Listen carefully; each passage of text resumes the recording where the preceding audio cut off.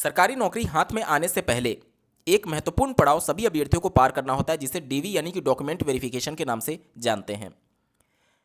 अब अगर आप एक रिजर्व कैटेगरी जैसे कि ओबीसी, एससी, एसटी से बिलोंग करते हैं तो डॉक्यूमेंट वेरिफिकेशन में एक डॉक्यूमेंट आपके लिए बढ़ जाता है, जिसे कास्ट सर्टिफिकेट यानी कि जाति प्रमाण पत्र के नाम से जानते हैं। वहीं पर अगर आप अनरिजर्व कैटेगरी यानी कि जनरल कैंडिडेट हैं तो आपके लिए ये प्रमाण पत्र प्रोड्यूस करने की कोई भी आवश्यकता नहीं होती है।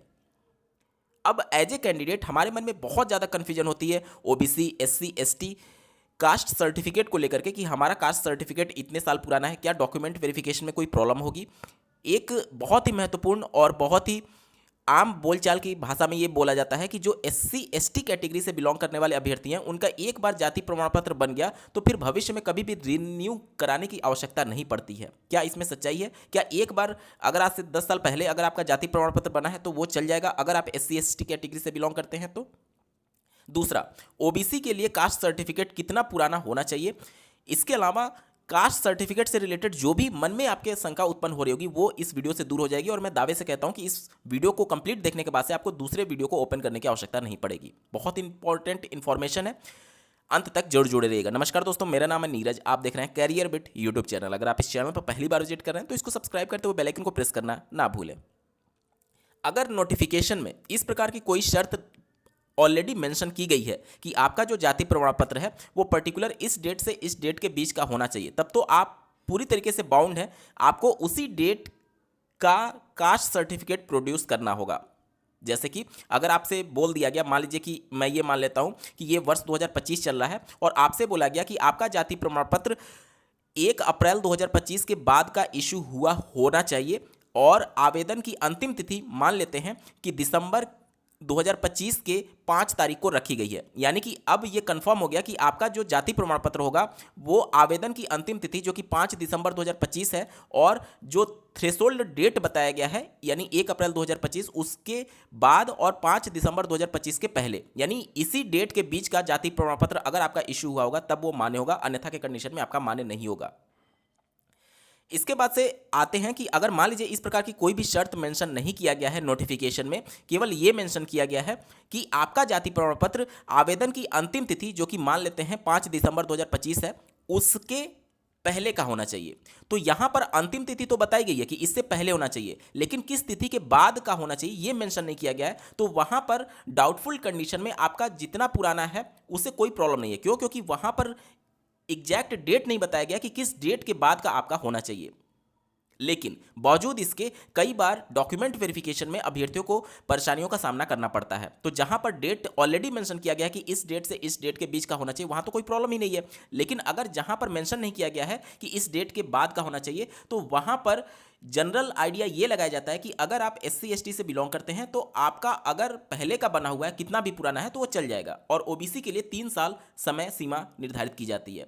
अब आखिर ऐसा क्यों बोला जाता है? देखिए, ये कोई गाइडलाइन में लिखा नहीं गया है, लेकिन ऐसा इसलिए बोला जाता है क्योंकि एससी एसटी कैटेगरी का जो कास्ट सर्टिफिकेट होता है उसमें किसी भी प्रकार का क्रीमी लेयर या फिर नॉन क्रीमी लेयर जैसा कोई चीज नहीं होता है। अब ये जो क्रीमी लेयर होता है वो हमारे जो परिवार का जो सालाना इनकम होता है उसके बेस पर तय किया जाता है कि ये कैंडिडेट क्रीमी लेयर में है या फिर नॉन क्रीमी लेयर में है। ये बेसिकली ओबीसी कैटेगरी में होता है, लेकिन जब आप एससी एसटी कैटेगरी की बात करते हैं तो वहां पर क्रीमी और नॉन क्रीमी लेयर इस तरीके की कोई चीज नहीं होती है। यानी कि वहां पर आपके परिवार की सालाना इनकम कितना है उसे कोई लेना देना नहीं है। एक बार जिस जाति में किसी व्यक्ति विशेष का जन्म हो गया, जीवन पर्यंत उसकी जाति वहीं रहती है। यानी कि अगर आपने एससी कैटेगरी में जन्म ले लिया तो अब जीवन पर्यंत आपकी वो कैटेगरी एससी ही रहेगी, और चूंकि वहां पर इनकम का कोई भी लेना देना नहीं है, creamy layer non creamy layer नहीं है एससी कैटेगरी या फिर एसटी कैटेगरी में, इस वजह से चूंकि आपकी जाति बदलेगी नहीं और इनकम से कोई लेना देना नहीं, इसलिए ये जनरल आम बोलचाल की भाषा में बोल दिया जाता है कि एक बार अगर आपने अपना कास्ट सर्टिफिकेट बना लिया तो वो लाइफ टाइम के लिए वैलिड हो जाएगा। जबकि जब आप ओबीसी की बात करते हैं तो यहां पर चूंकि क्रीमी लेयर और नॉन क्रीमी लेयर चीजें अलग अलग डिवाइड की गई हैं। अगर आपके परिवार की सालाना इनकम 8 लाख से ऊपर है तो आप क्रीमी लेयर में आते हैं, मतलब कि आप ओबीसी रहते हुए भी आरक्षण का लाभ नहीं ले सकते। वहीं पर ऐसा कोई कैंडिडेट जिसके परिवार की सालाना इनकम 8 लाख से कम है तो वो नॉन क्रीमी लेयर में आता है, और वो ओबीसी में है तो वो ओबीसी का आरक्षण का लाभ ले सकता है। तो चूंकि ओबीसी कैटेगरी में इनकम का बहुत बड़ा रोल है। इसी से डिसाइड होता है कि कौन किसको आरक्षण का लाभ मिलेगा और किसको आरक्षण का लाभ नहीं मिलेगा। अब चूंकि आपके परिवार में हो सकता है कि आप सरकारी नौकरी में हो सकता है आप कोई बिजनेस कर रहे हो सकता है आप कहीं से भी इनकम अर्जित कर रहे हो। तो जो इनकम है वो आपका एक साल में, मान लीजिए आप बिजनेस कर रहे हैं, एक साल में मान लीजिए आपका 6 लाख का इनकम हुआ, अगले साल मान लीजिए बढ़ करके वो 12 लाख हो गया, उसके अगले साल बढ़ करके मान लीजिए 18 लाख हो गया। तो जब आपकी सालाना इनकम 6 लाख थी, उस फाइनेंशियल ईयर में आप ओबीसी का लाभ लेने के लिए पात्र थे। लेकिन जैसे ही आपकी इनकम 6 लाख को एक्सीड करते हुए, मतलब कि जो थ्रेशोल्ड है 8 लाख वाला, उसको एक्सीड करते हुए जब आपकी इनकम 8 लाख से ऊपर चली गई, तो भले ही आप ओबीसी कैटेगरी में थे लेकिन आप उस कैटेगरी का लाभ लेने के लिए पात्र नहीं है। क्यों नहीं है? क्योंकि आपकी सालाना इनकम जो है वो 8 लाख से एक्सीड कर गई और इसलिए अब आप नॉन क्रीमी लेयर से निकल करके क्रीमी लेयर में जा चुके हैं और उस कंडीशन में आपको एज ए अनरिजर्व कैटेगरी के कैंडिडेट की तरह ट्रीट किया जाएगा, मतलब जनरल कैंडिडेट की तरह ट्रीट किया जाएगा, आपको ओबीसी का आरक्षण नहीं दिया जाएगा। तो चूंकि ओबीसी कैटेगरी में इनकम का बहुत बड़ा रोल है, एक फाइनेंशियल ईयर में आपकी इनकम कितनी हो रही है उससे आपको ओबीसी का लाभ मिलेगा या नहीं मिलेगा। जबकि एससी एसटी कैटेगरी में इनकम का कोई भी रोल नहीं होता है, इसलिए एक बार वहां पर कास्ट सर्टिफिकेट बना लिया तो भविष्य में कोई प्रॉब्लम नहीं होती है, ऐसा आम बोलचाल की भाषा में बोला जाता है। वहीं पर ओबीसी में अगर आप अपना यूपी से सर्टिफिकेट बनाए होंगे तो उस सर्टिफिकेट को नीचे देखिएगा, एक लाइन मेंशन की गई रहती है कि इनके परिवार की सालाना आय जो है लगातार 3 वर्षों में 8 लाख से अधिक नहीं है। तो वही चीज डिसाइड करता है कि आप क्रीमी लेयर में हैं या फिर क्रीमी लेयर में नहीं है। अगर आप क्रीमी लेयर में हैं, मतलब कि 8 लाख से ऊपर, तो आपको आरक्षण का लाभ नहीं मिलेगा और अगर आप 8 लाख से नीचे हैं तो आपको आरक्षण का लाभ मिलेगा। अब यहां पर जो इनकम है वो चूंकि हर साल बढ़ या फिर घट सकती है, इसी वजह से चूंकि यहां पर इनकम का पेच है, इसी वजह से ओबीसी का जो कास्ट सर्टिफिकेट होता है वो जनरली बोला यह जाता है कि 3 साल के लिए वैलिड है, लेकिन अगर आप रिन्यू करा लेंगे तो वो आपके लिए ज़्यादा बेटर होगा। ठीक है, साथ ही साथ अगर आपका 3 साल तक का है तो वो मान लेंगे, वो जहां पर भी आपका डॉक्यूमेंट वेरिफिकेशन होगा वो मान लेंगे, लेकिन अगर आपका रिसेंट का रहेगा तो वो ज़्यादा बेटर होगा। और अगर आपका 3 साल से पुराना है तब तो आपको जरूर रिन्यू करा लेना चाहिए। क्यों? क्योंकि वहां पर इनकम का बहुत बड़ा रोल है। ठीक है, तो अगर आपका नया रहेगा या फिर 3 साल तक का पुराना है तो चल जाएगा। वहीं पर एससी एसटी की बात करें तो 3 साल से भी पुराना है तो वहां पर चूंकि इनकम का कोई प्रॉब्लम नहीं है तो वहां पर वो एक्सेप्ट कर लेते हैं, वहां पर कोई दिक्कत नहीं है। लेकिन क्या बहुत पुराना है उसको एक्सेप्ट करेंगे? देखिए, ओबीसी की बात करें, एससी एसटी की बात करें, सभी कैटेगरी में अगर आप देखेंगे तो केंद्र सरकार के द्वारा और राज्य सरकार के द्वारा समय समय पर कई जातियों को इस नई कैटेगरी में, मतलब कि ओबीसी एससी एसटी में शामिल भी किया जाता है और कई जातियों को इस लिस्ट से बाहर भी किया जाता है। कई जातियों को आपने सुना होगा कि एससी से निकाल करके ओबीसी में डाल दिया गया, या फिर एसटी से निकाल करके एससी में डाल दिया गया, या फिर एसटी से निकाल करके ओबीसी में डाल दिया गया। अब जब ये सिचुएशन होती है, मान लीजिए कोई एक कैंडिडेट है एससी कैटेगरी का और आज से 10 साल पुराना वो एससी कैटेगरी का कास्ट सर्टिफिकेट बनाया हुआ है। अब चूंकि वो अवेयर नहीं था कि उसकी जाति एससी से निकाल करके ओबीसी में डाल दी गई है और उसे अभी तक ये पता है कि मैं एससी कैटेगरी से बिलोंग करता हूं, जबकि एक्चुअली हो सकता है कि उसकी जाति एससी से निकल करके ओबीसी में चली गई हो। तो भले ही आप एससी एसटी कैटेगरी से क्यों ना बिलोंग करते हो, ये समय समय पर जो परिवर्तन होता है एससी एसटी से ओबीसी में या फिर ओबीसी से एससी एसटी में, इसकी वजह से आपका जितना लेटेस्ट होगा उतना आपके लिए बेनिफिशियल है।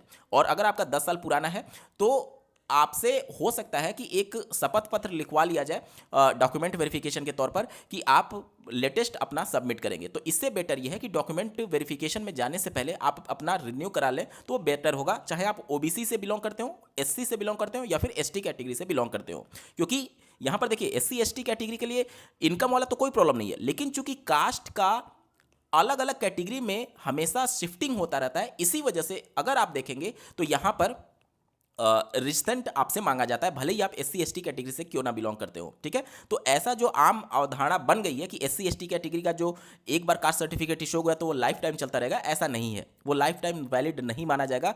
इसलिए क्योंकि समय समय पर जातियों का अलग अलग कैटेगरी में ट्रांसफर किया जाता रहता है, इस वजह से अगर आपका रिसेंट है तब चलेगा, तब कोई प्रॉब्लम नहीं है। लेकिन अगर बहुत पुराना है तो कोशिश करिए कि उसको रिसेंट में रिन्यू जरूर करा लीजिए। ठीक है, उम्मीद करता हूं आपके सारे डाउट क्लियर हो रहे होंगे।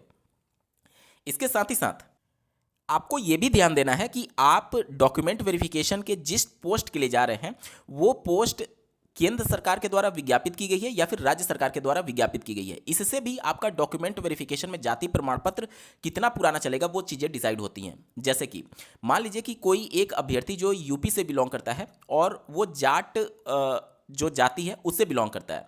तो यूपी में अगर आप जाट देखेंगे तो यूपी में जाट को ओबीसी का दर्जा दिया गया है। वहीं पर अगर आप केंद्र स्तर पर देखेंगे तो जाट को अनरिजर्व कैटेगरी में ट्रीट किया जाता है। तो आप अगर केंद्र सरकार की किसी भर्ती में आवेदन किए हुए हैं और वहां पर अगर आपने अपना जाट वाला मतलब कि ओबीसी वाला लगा दिया तो वो वैलिड नहीं माना जाएगा, क्योंकि आपकी जाति केंद्र में अनरिजर्व कैटेगरी में आती है और आपने ओबीसी का लगा दिया तो वहां पर आपका कैंडिडेचर ही खत्म कर दिया जाएगा, क्योंकि आपने गलत क्लेम कर दिया है। तो आपको समय समय पर यह अपडेट रहना पड़ेगा कि आपकी जाति एक्चुअली में किस कैटेगरी में बिलोंग करती है। और इसके लिए सबसे बेहतर तरीका यह है कि आप अपना कास्ट सर्टिफिकेट रिन्यू करा लीजिए। इससे डॉक्यूमेंट वेरिफिकेशन में भी कोई प्रॉब्लम नहीं होगा और आपके भी जो डाउट हैं वो सारे क्लियर हो जाएंगे। ठीक है, अब मैं समझता हूं कि आपके सारे डाउट क्लियर हो चुके होंगे। फिर भी एक बार पूरे वीडियो को अगर मैं समराइज करूं तो देखिए, अगर ऑलरेडी नोटिफिकेशन में डेट मेंशन किया गया है तब तो कोई प्रॉब्लम नहीं है। आपको भले ही किसी कैटेगरी से आप क्यों ना बिलोंग करते हो, आपको उसी डेट के बीच का रिन्यू जरूर करा लेना चाहिए, भले आप SC ST कैटेगरी से बिलोंग क्यों ना करते हो, क्योंकि वहां पर कई बार जातियों में परिवर्तन किया जाता है। ओबीसी से निकाल करके SC ST से निकाल करके ओबीसी, इस तरीके से वो रिसेंट आपसे मांगते हैं कि एक्चुअली में अभी के प्रेजेंट टाइम में आपकी जाति वाकई में SC ST में बिलोंग करती है या फिर वो किसी दूसरी कैटेगरी में शिफ्ट कर दिया गया है। इस वजह से आपसे रिसेंट मांगा जाता है। तो ये आम अवधारणा जो बन गई है SC ST का लाइफ टाइम वैलिड रहता है, वो डिपेंड करता है कि नोटिफिकेशन में क्या मेंशन किया गया है और वाकई में आपकी जाति प्रमाण पत्र कितना पुराना है। अगर 10 साल 12 साल 15 साल पुराना है तो नो डाउट आपको रिन्यू कराना ही पड़ेगा, भले ही आप SC ST कैटेगरी से ही क्यों ना बिलोंग करते हो। और ओबीसी के लिए तो मैंने आपको कंडीशन बता दिया कि चूंकि ये आय के आधार पर आपको लाभ दिया जाता है, 8 लाख से ऊपर है तो नहीं मिलेगा, 8 लाख से नीचे है तो मिलेगा। तो आय चूंकि हर साल आपकी बदलती है, इस वजह से एक फाइनेंशियल ईयर में जो आपका कास्ट सर्टिफिकेट इशू है वो माना जाता है। हालांकि देखिए 3 साल माना तो जाता है, लेकिन अगर आपका 1 साल से पुराना है, मतलब कि एक फाइनेंशियल ईयर खत्म हो गया, मतलब कि जब जैसे आप अपना इनकम डिस्क्लोज करते हैं तो उस इनकम के अंतर्गत ध्यान से सुनिएगा, मान लीजिए कि आपने अपना जाति प्रमाण पत्र बनवाया 2025-26 फाइनेंशियल ईयर में, तो आपका ये जो फाइनेंशियल ईयर चल रहा है उस फाइनेंशियल ईयर तक ये आपका ओबीसी का जो कास्ट सर्टिफिकेट है वो वैलिड माना जाएगा। अगले साल यानी 2026-27 फाइनेंशियल ईयर में आप एक नॉर्मल शपथ पत्र देकर के इसको कंटिन्यू कर सकते हैं। उसके अगले साल भी इसको एक नॉर्मल शपथ पत्र देकर के कंटिन्यू कर सकते हैं। कई बार डॉक्यूमेंट वेरिफिकेशन में ये शपथ पत्र नहीं मांगा जाता है और कई बार डॉक्यूमेंट वेरिफिकेशन में ये ओबीसी से शपथ पत्र मांगा जाता है कि आपका चूंकि एक फाइनेंशियल ईयर से ज़्यादा हो चुका है और चूंकि आपकी सैलरी या फिर बिजनेस से हर फाइनेंशियल ईयर में अलग अलग इनकम होती है, इस वजह से आपसे शपथ पत्र में ये मांगा जाता है कि इस फाइनेंशियल ईयर में भी जब आपका डॉक्यूमेंट वेरिफिकेशन हो रहा है, आपका सालाना जो इनकम है वो 8 लाख से ऊपर नहीं गया हुआ है, तो नॉर्मल आपको एक शपथ पत्र बना करके देना होता है। ठीक है, तो अगर इस सब से आप बचना चाहते हैं तो अपना जो ओबीसी का कास्ट सर्टिफिकेट है उसको रिन्यू करा सकते हैं। ठीक है, तो ये पूरा खेल होता है। वैसे ओबीसी का जनरली डॉक्यूमेंट वेरिफिकेशन में अगर आपका 3 साल तक है तो कोई प्रॉब्लम नहीं होगा, आपका कोई दिक्कत नहीं होगा, लेकिन अगर आप के पास समय है, मौका है, तो आप रिन्यू करा लेंगे तो आपके लिए बेहतर होगा। और SC ST के लिए अगर आपका 3 साल से भी पुराना है तो चल जाएगा, लेकिन आपको भी रिन्यू जरूर करा लेना चाहिए। उसके पीछे का रीजन क्या है मैंने आपको बता दिया, इनकम रीजन नहीं है, बल्कि समय समय पर जो कास्ट की शिफ्टिंग की जाती है ओबीसी से SC SC से ST, उसकी वजह से आपसे जो लेटेस्ट वाला है वो मांगा जाता है। आपको ये वीडियो कैसा लगा, मेरा एफर्ट कैसा लगा, कमेंट के माध्यम से जरूर बताइएगा। और ऐसे ही महत्वपूर्ण अपडेट के लिए इस चैनल को सब्सक्राइब करना ना भूलें। इस वीडियो को देखने के लिए आपका बहुत बहुत धन्यवाद। भगवान करे आपका दिन शुभ हो।